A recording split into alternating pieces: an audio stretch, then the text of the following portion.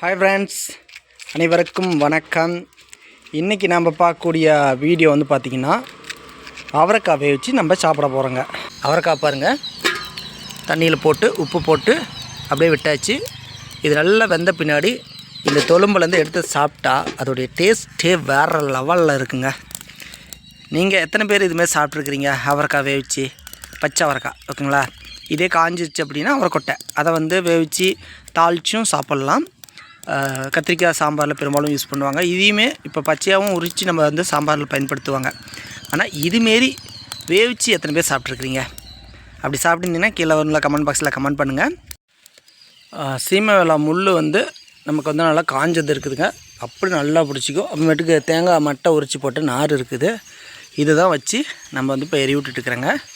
நல்லா காற்று விசு விசுன்னு அடிக்குது, அதனால் அதை பாட்டுக்கு பிடிச்சி நல்லா எரியும். ஒரு அரை மணி நேரம் அப்படியே நல்லா வேக விட்டுருணுங்க.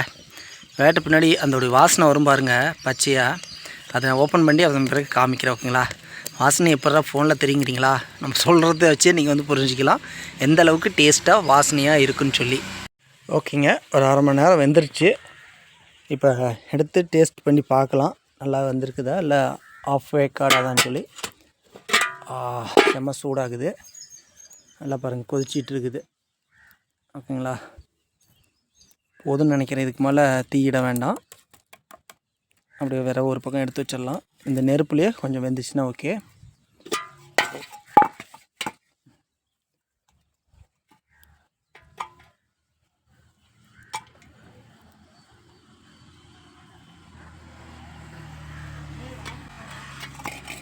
ஃபஸ்ட்டு வெந்துருச்சான்னு நம்ம எப்படி பார்க்கணும்னா, கொட்டையை வெளியே எடுத்து பார்க்கலாம். இப்படி அழுத்தினா வெளியே வரும் ஓகேங்களா. இப்போ இன்னும் கொஞ்சம் வேகணும், நல்லா மாவு மாரி வரல, இன்னும் கொஞ்சம் வேகணும். ஆனால் இப்படி இருக்கவே தான் திம்பங்க. இப்படி பிதிக்கி பிதிக்கி அப்படியே வாயில் கடிச்சு திங்கிறதாங்க செம்மையாக இருக்கும், டேஸ்ட்டாக வாசனையாக.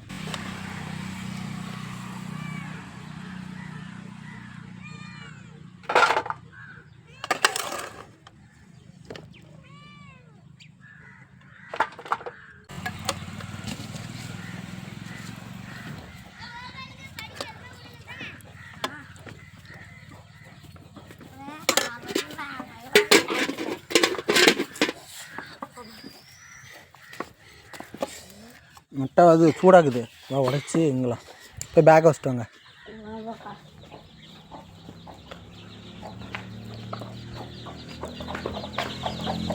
ஏன்னா பிள்ளைங்களுக்கு ஸ்நாக்ஸு அவரைக்காய் தாங்க.